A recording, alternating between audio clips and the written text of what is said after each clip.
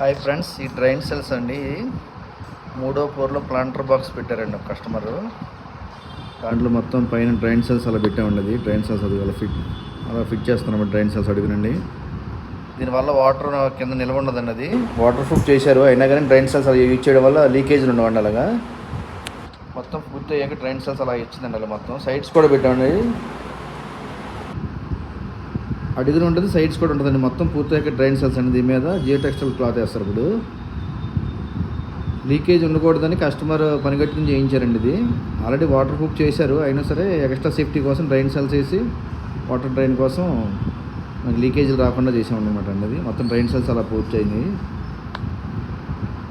తర్వాత క్లాత్ అండి, Jio textile cloth వేస్తారనమాట. దీని మీద ఇసుక వేసి దానిపైన మట్టి వేస్తారండి. ఇది అప్పుడు వాటర్ ఫిల్టర్ అయ్యి అడుగు నుంచి డ్రైన్ అయిపోతుంటుంది, డ్రైన్లోకి వెళ్ళిపోతుంటుంది. ఇదండి లాస్ట్లో క్లాత్ వేసాక అలా వచ్చిందండి. అది